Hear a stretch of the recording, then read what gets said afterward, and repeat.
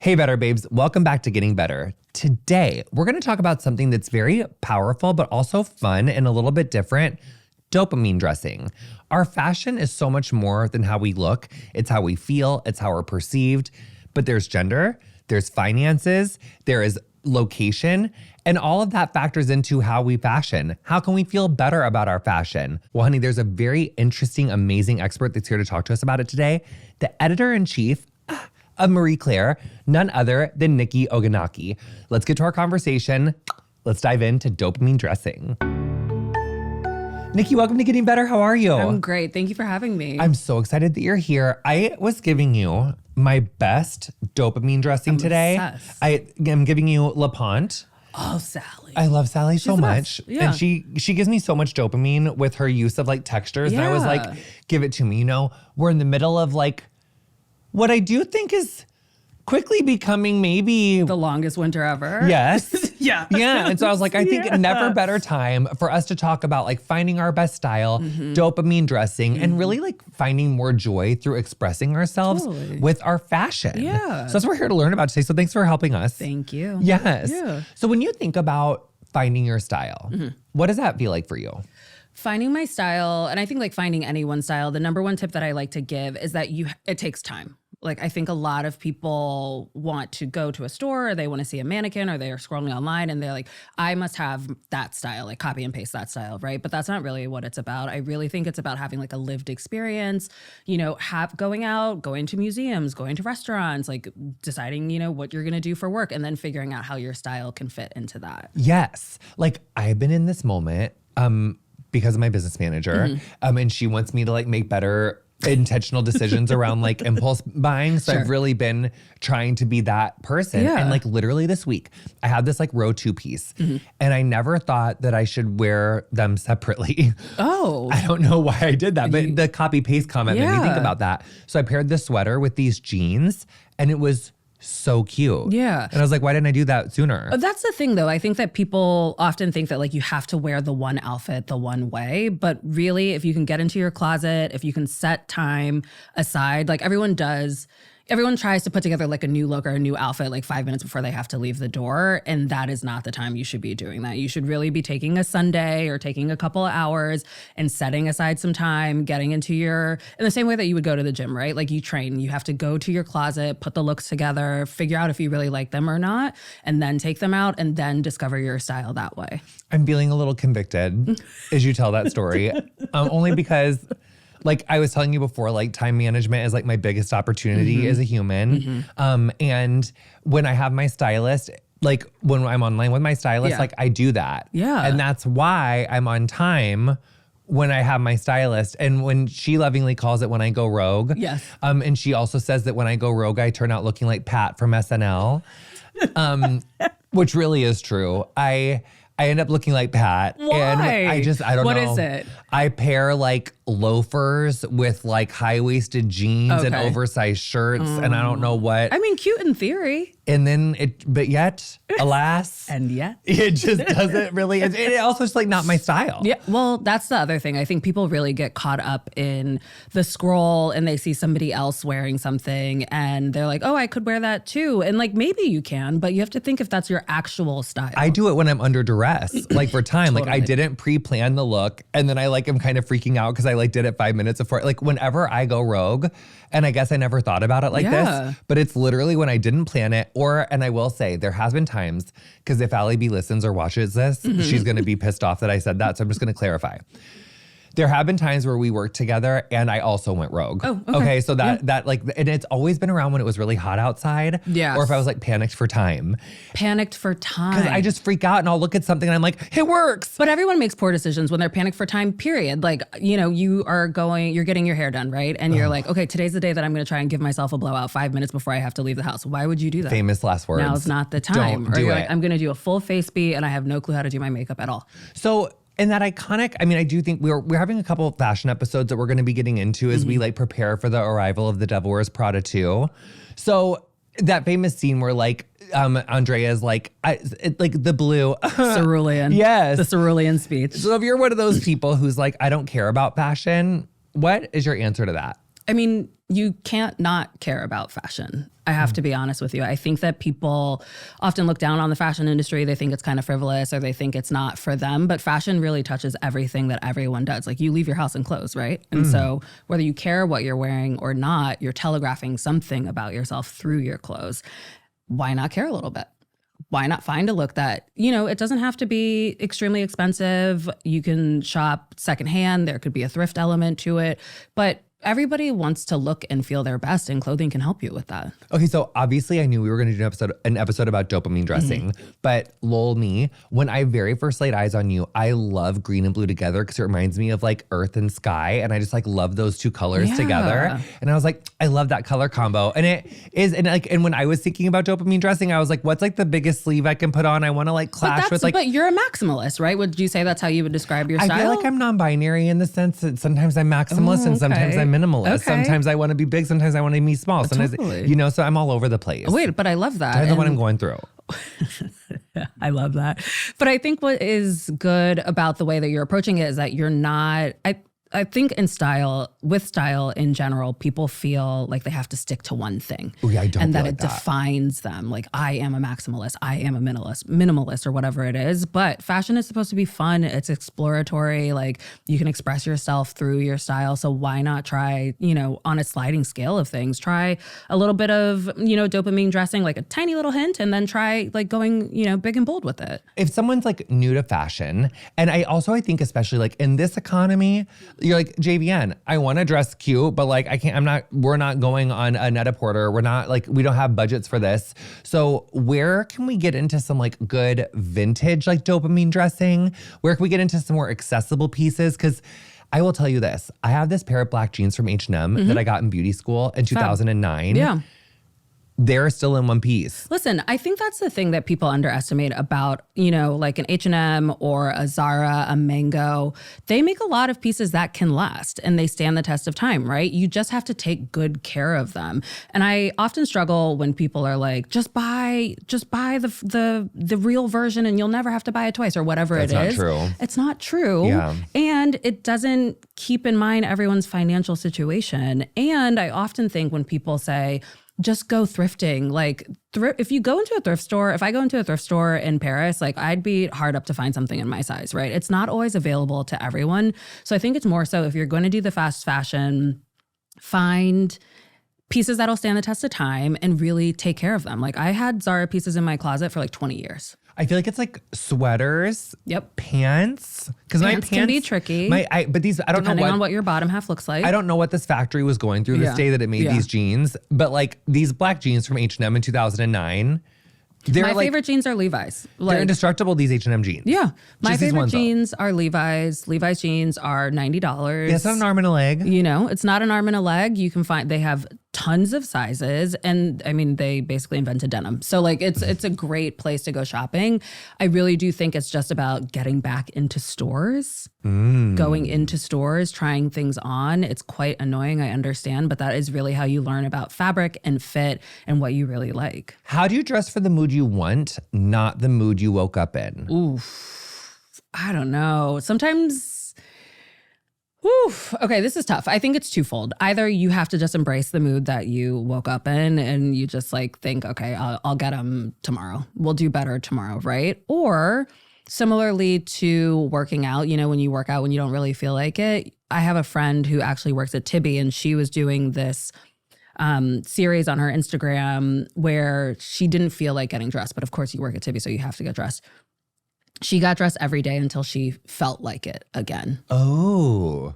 Isn't that good? Yes. So you don't feel like getting dressed, that's fine, but you like force yourself to do it anyway. You build that muscle because I do think getting dressed and getting dressed well is a bit of a muscle that you like have to exercise and you should try at it, right? Yeah. And so she didn't want to get dressed, but then she got dressed anyway. And eventually you will say, okay, this is fun again. But it's fine. Like sometimes people don't want to get dressed, but if you force yourself just a little bit, then on the other end, you will feel probably really happy that you did it. Yeah, I feel like when I think about like the term dopamine dressing, it feels really big. Yes. And it feels almost feels overwhelming.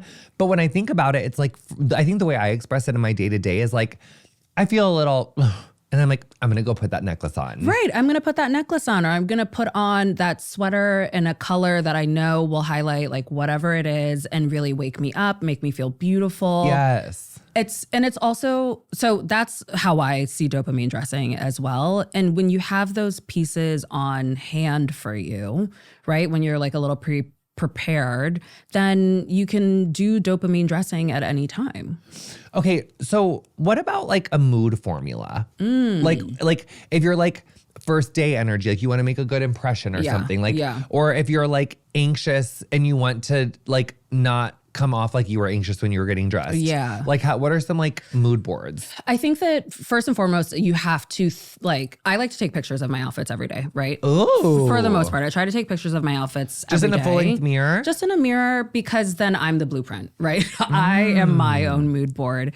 And then I think back to how I was feeling on that day. So this outfit, like knowing that I was coming here and knowing that I ran into a friend on the street and she said I looked dialed, I was like, killed it. Okay, so this is going to be a go-to. It'll be a colorful sweater, a black trouser, a good loafer, and like a pop-a-color sock, right? Yes. That is my formula where I want to look dialed.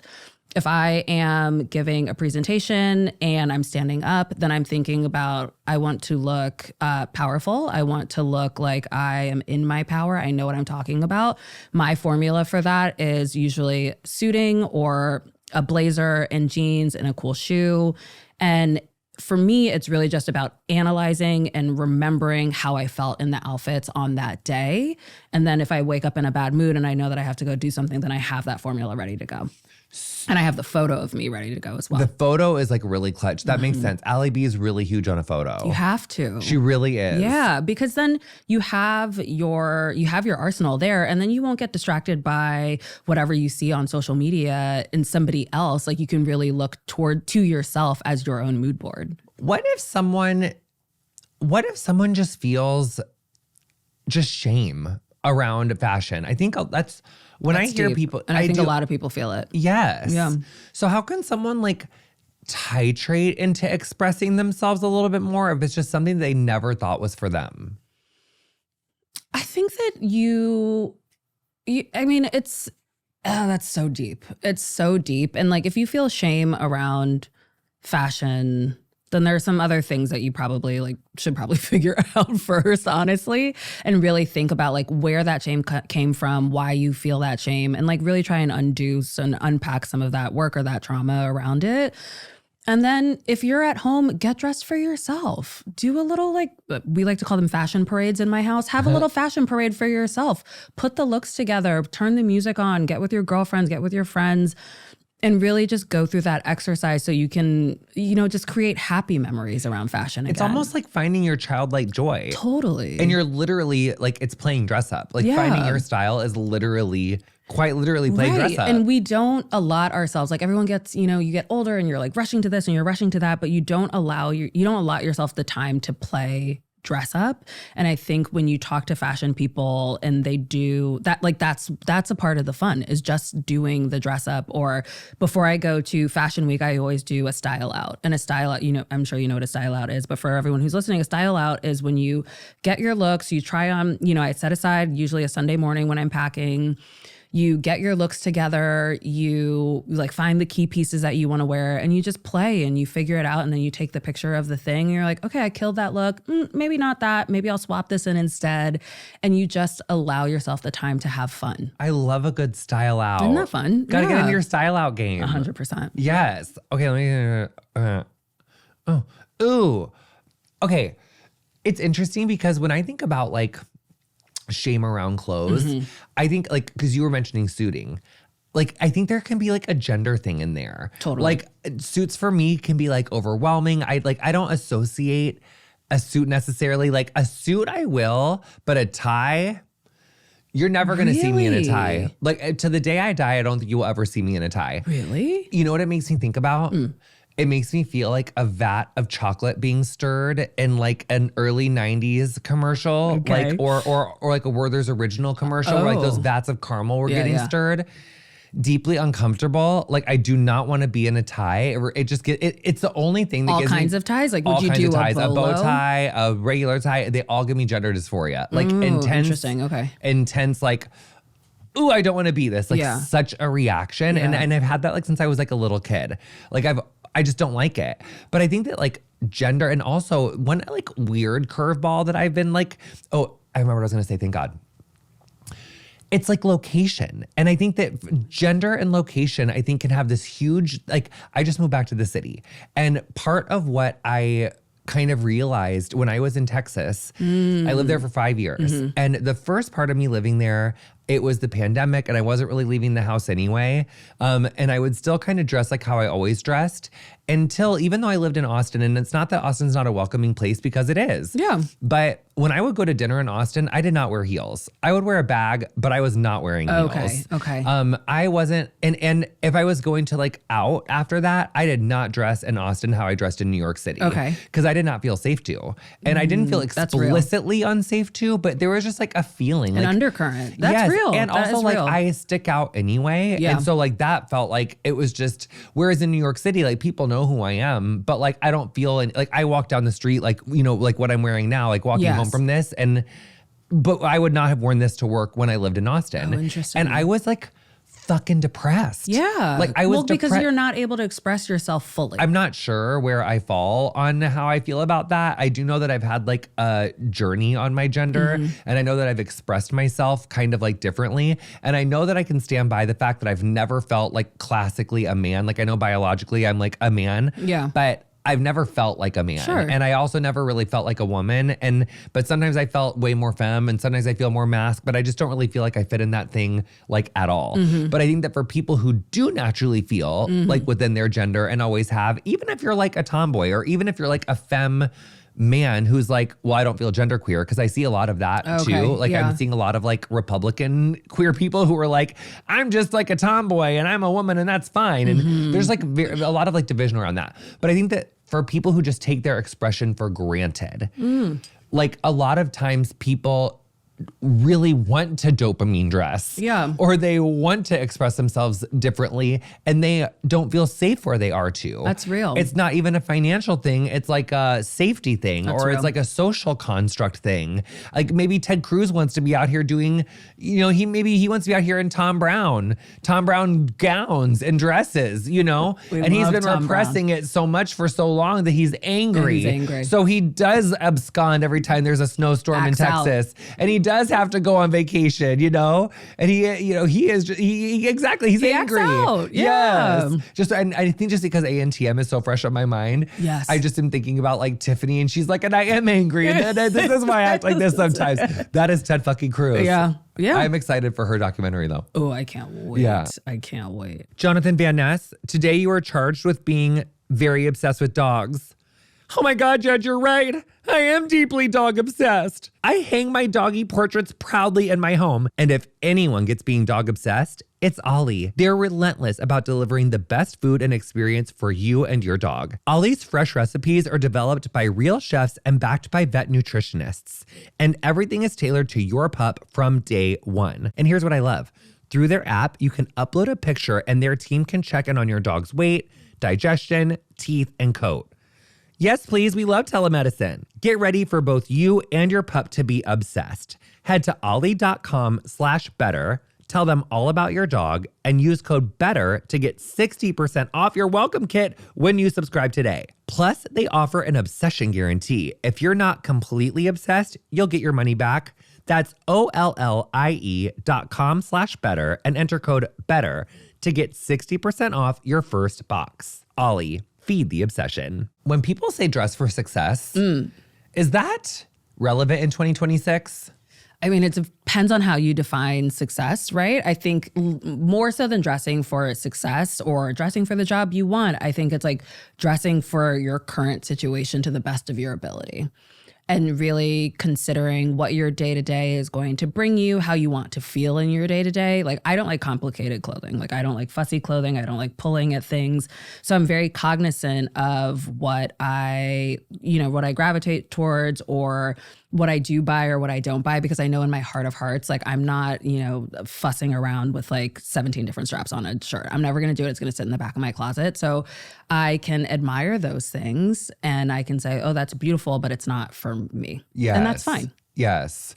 So we were talking before this episode about Well, okay, so I graduated high school in 2004. Okay. So I don't know when. 2003. Oh, okay. Yeah. So, okay, thank you so much. Okay. And we were saying how like when I did hair in the salon in LA from like 2006 to like 2018, actually I was only in LA from 2009 to 18. So I was in Phoenix from 2006 to like 9. But whatever, the point is, the women that were like my age that were professionals like in offices at that time really were giving you like corporate pencil skirts with button-up shirts and like blazer tops with like heels and hose and like big gorgeous blow dries. Yeah. But they were, and with like necklace stacks. It was really like, formal. It was a really formal way of dressing. Big, bangly necklaces. Like I just blazers galore. Lots of blazers. And I just don't see like the like what has like corporate, because you were mentioning earlier that you were like in the office. I think like style fundamentally has become more casual, and then I think after the pandemic it's like everything just sort of broke loose and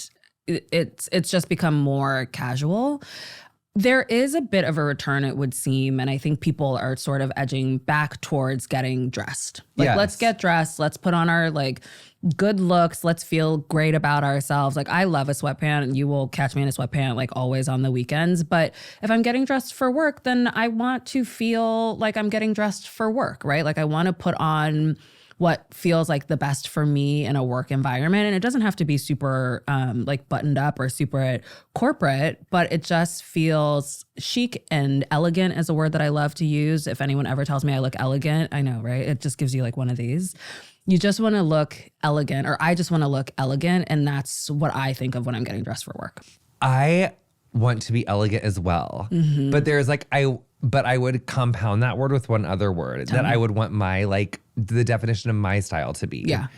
Do you want to hear it? Yes, of course. Elegantly fuckable. Ooh, okay. Yeah, that's what I want to be. I want to be like, I want to, it's like, I just like, it's like, yes, I'm wearing a Louise Trotter like Bottega jacket that's like tied on the outside, but I'm also wearing like Sharon Stone and Fatal Attraction, like my white turtleneck dress on the inside. Exactly. And then the hair which is before like I ever saw the picture of The hot. Rock. So yeah, I could wear necklaces with that because I didn't even know about that then. Of course you can. Yes. Yeah. And I think that what we just did right now, like this like fun exercise, think about the words that you want to have describe you when you're getting dressed, right? So I want to feel put together. I want to feel elegant. And then when I'm shopping, that's what I'm keeping in mind. Elegantly fuckable. Exactly. Girl, that's the lens you're gonna like shop through now. I kind of have been naturally doing it. Exactly. Oh, but it's also like elegantly fuckable grandma. Okay. Yeah. Listen, why can't Well, grandmas? I want to be pro-sex as I get older. Yes. Yeah. Yeah. Because I do love grandma knits. I find myself in them a lot. I love them. Me too. Love them, but maybe it's like with a mini. Ooh. Or belt. Like a belt. Yeah, like cinch that waist. Yes. Yeah, exactly. Oh my God, who are we? Yes. How could you ever think that? You know what? I do feel bad for men. No, I don't feel bad for men. I don't feel bad for men at all. Because Well, like Midwestern men who don't have exposure to fashion. Correct. Okay, fine. Or anywhere in the GQ. world. Read GQ. Because they're doing cute stuff. GQ is doing such great stuff. Watch Love Story. Watch those like old JFK Jr. He looks hot. Turn that hat back around. Put on a little vest. Wear a tie. Why not wear a tie? Ties went out of style. Put a tie back on. You just have to. But the explore. vest, the tie, and that's why I feel bad. Like, fuck. But we talked about Tom Brown. Put a little kilt on. Yeah, if a dress or a kilt. Yeah. Yeah. But like, if these, guys in the NBA or these guys that are like, supposed to be like really macho men are really pushing it, like, why can't the guy in the Midwest push their it a little bag bit? game? I mean, they are giving you hack 40s. I mean, they are giving you like hard to get rare bags. Or you look men. at Jacob Elordi and he always has a Bottega bag, like a little baby pink Bottega duffel bag. Like, why not? He is so cute, Jacob I really Elordi. think it. Oh my God, he's so He's cute. like the only heterosexual man that I covet. And he's so well dressed. Yes. And he will give you a little ballet flat with a sock and he's like 6 foot something or I whatever. was just wondering how tall he is. He's like very tall. He's really tall. Yeah. Oh my God, I just sounded like a demon when I inhaled after that. I was like, how tall is he? Scary. I'm sorry, Jacob. But I think that, you look at people like Jacob Elordi, or you look at Russell Westbrook, or you look at, Harry Styles. All those guys are having a lot of fun with Harry fashion. is so back right now. I love it. Yeah, he's I so love back. everything about him. But all these guys are having fun with fashion. And I don't think that it has to be reserved just to women to have fun with fashion. That's so true. And actually, Harry Styles it hasn't a straight man who's been like down to have fun with the fashion, much to the chagrin of the people who were, it's because he got some flack for that. But I think it's good to see like this. I'm like, jump in, honey. Yeah. You better get in here. I think it fights the toxic masculinity. That part. Yeah. I mean, it could be confusing if you were just like, because if I saw Harry Styles dressed like that at the bar, I'd be like, are you gonna are we like what's happening? Yeah, but then that's fine. On? Right, yeah, because I can take a straight man and a like that's I love that. That's great. I think that it also just comes down to sort of adjusting your eye and adjusting expectations about like what a man has to look like or what a woman has to look like, what you have to wear if you're a doctor, or what you have to wear if you're a lawyer. Like, why are we putting ourselves in these boxes? Like, nobody is saying that as a podcast host you have to wear this or that. So why not afford that like generosity, as we were talking about, like that generous spirit to other people when they're getting dressed? It's on like, okay, this does not give me dopamine. I've had like some style out Sundays. Let it go. Get rid of it. Get rid of it. Any thoughts on like, we love getting rid of it, like on this place more than that place? Like if you had good experiences more or like heard more anecdotally, like, ooh, we're loving like, I'm like a fashion file girly more than a real girly, or like I like them all for different things, or like if you do bags more, go over here, but if you're doing like clothes, go more over here. Yes. Yeah. I think that there are a bunch of different places you can do it. First and foremost, like look to your local consignment shops, right? So like wherever you actually live, go to the local shop there and talk to the shop owner and see what they're looking for seasonally. Often is when they accept things or when they buy things. So I would start there first. And then so like in April, don't do winter coats. No. They would be like, it's like jeans, because oftentimes bags. they'll buy it and then just put it out on the floor immediately. So you have to think like jeans, bags, shoes, or what's like really sort of trending, like what's the hot brand right now. So say Kate, everyone's looking for Kate products. Like if you're sitting on Kate, if you're sitting on Kate stuff and you don't really love it or whatever it is, like maybe release it. The only thing I have of Kate, I'm obsessed with. I have these like thigh-high Kate boots that are like so stunning. What? They're the most gorgeous thigh-high boot. You're a shopper. I'm a shopper. Okay, I love that. This lady who I met, she's a hairdresser. She passed out in my arms from not eating and then drinking alcohol and then smoking a joint with me. And when I was wearing my Kate boots, and my Kate boots were so strong that she passed out and I caught her in a full squat in my Kate like thigh highs, and it was stunning. Okay, we have to send this to Kate. Yeah, they she's need major. to hear that. But then this like Bobbi Brown lookalike walked by us, who was not Bobbi Brown. I hope it wasn't Bobbi Brown, because this lady Black Bobbi Brown or white Bobbi Brown? White Bobbi Brown. Okay.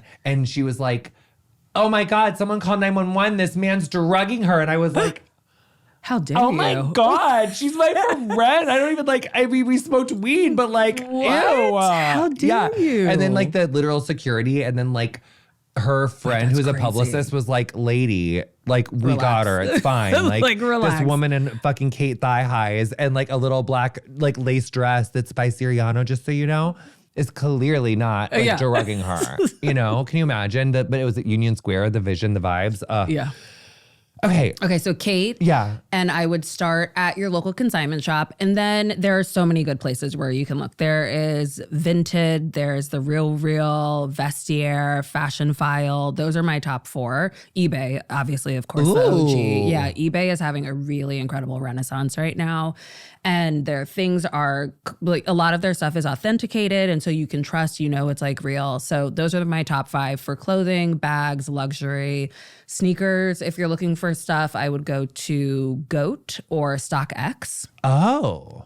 Great places. You'll find, like, say you didn't get the Jacquemus sneaker with Nike when it dropped, like you'll probably find it there. Oh. Yeah. Or if you have the sneaker, you could probably sell it there. So those are my, what was that, 7? Those are my 7 places. That was really good vibes. Thanks. And also like so many good places to get your dopamine on. Exactly. For less. 100%. And I also like that you like flagged like go to your local place first. Shop local. There's so Yes. many opportunities there. And I think that's where people find a lot of really hidden gems as well. So who knows, like, you may be I was talking to Divine Joy Randolph, and she said one day that on the podcast on Nice Talk, and she said that she and her mom would always go vintage shopping in the rich neighborhood because they knew that the women over there would be getting rid of the stuff, or rid of their things. So go to the rich neighborhood, go to the consignment shop in the rich neighborhood and get your things there. Such a good look. Isn't that good? Because I went to this like resale thing on the Upper East Side that was like a pop-up. Totally. Holy shit.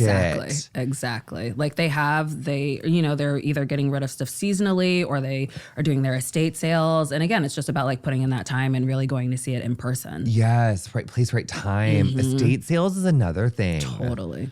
It just made me sad, but like, yeah. Yeah.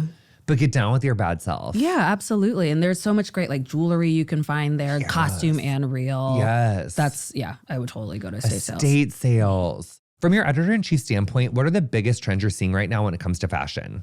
Ooh, okay, this is a great question. I think that first and foremost, people are playing with color a lot. Ooh. So when we do color trend stories on marieclaire.com or in the magazine, like they do gangbusters. People are really trying to figure out, what is a great color for me? Should I try this new green? Should I try this new pink? That sort of thing. So color trends, 100%. Also, the consumer is so smart right now. They care about where things are being made. They care about the fabrics. They care about getting, the best for the amount of money that they can spend. And so I think just having that education, like consumers are more educated than ever. And so we at Marie Claire, like we really try to speak to them and give them, we speak to them as though they are informed and that we're not trying to speak down to them and we're not trying to like scam them into something. We really respect our reader. Yes, I love that. Yeah. Is there any trends that are happening right now that surprise you? I'm really happy to see the death of all of these like micro trends. There was for a very long period, of time. Strawberry girl makeup, mob wife, which I do love, but mob wife or whatever core, so many different cores, but we've gone quiet luxury. Please, enough. Like we have gone back to a time now, or I think we're heading into a time now where people are really just trying to figure out like what their personal style is.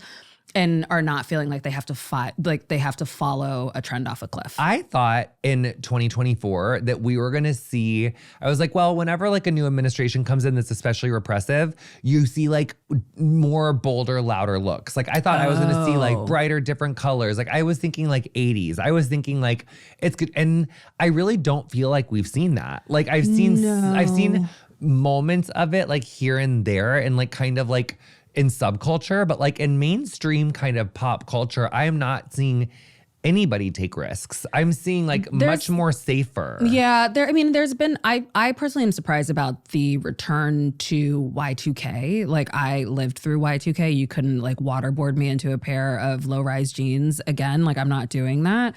I also think it was especially tricky on women's bodies if you weren't stick thin. So I'm surprised to see Y2K come back. I think the return to 90s could be kind of cute though. That's always fun. I think the 90s was such a great time for culture. So I would rather a return to that than a return to Y2K. Yes. I mean that like, it's like the asymmetrical, like low rise, the asymmetrical belts. It's like. Not doing it. Yes. And like the multiple stacked, like spaghetti strapped. It's like, it's everywhere. It's happening. Yeah. Wow. I know. Yeah, who saw it? Who knew? How can someone dress for themselves versus like getting validation from someone else? Because I think that's kind of hard to tell the difference. That is hard to tell the difference. I think dressing for yourself, it's funny. I think a lot of it really starts with like, I feel like I sound like a therapist right now, but it really does sort of start with, doing that sort of inner work and really, not dressing for Instagram, not following the algorithm off a cliff. If you post something like, and that you feel really good about the outfit, but it flops on Instagram, like, okay, fine. But you felt great about it in real life. And that is key. And you have to remember that you have to dress for your real life and not for the algorithm. I guess unless the algorithm is paying you, but then really you have to think about like, that's a whole other conversation, right? But I think more first and foremost and like most importantly, you really have to do that sort of inner work and think about the things that make you feel good, the things that make you feel confident, make you feel strong, and wear that and not worry about dressing for an algorithm. Nikki, I love us so much. I can't stand it. I want to talk more about Marie Claire. I want to talk about a little bit more about your story. I want to talk about really more about like you, Marie Claire. Yeah. But also, if you guys have fallen in love with Nikki like I have and you want more, head on over to our Patreon because that's where we're going to be getting into that. We're going to be expanding over on the Patreon. So get into that. I love you so much. Love you. It's been so fab. As we wind out of this, if someone feels like they have lost their style or they just want to get more connected to their style, what's your words to them? Ooh, okay. That's a really deep question and a really good question. I think it first starts with clearing out the clutter. There is so much noise on social media.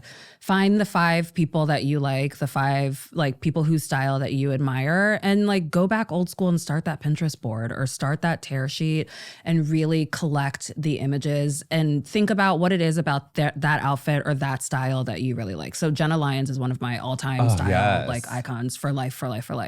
What I really love about Jenna and the way that she dresses is that she has an incredible eye for color. She's always had an incredible eye for color. Her glasses are a part of a signature, right? So I usually wear glasses. Okay, glasses are now a part of my signature as well. I have like many, many pairs. She has incredible trousers and she does a blazer really well. Those things I know about her style, I can adopt into my style. And so it really, really starts with just sort of dialing down, figuring out a handful of people whose style you really like, and then pinpointing what it is about the style that you like. Yes. And don't be afraid to like mix it together. And don't be afraid to mix it together. And don't be afraid to really dress for yourself. And as we said, like not for validation from somebody else or for an algorithm.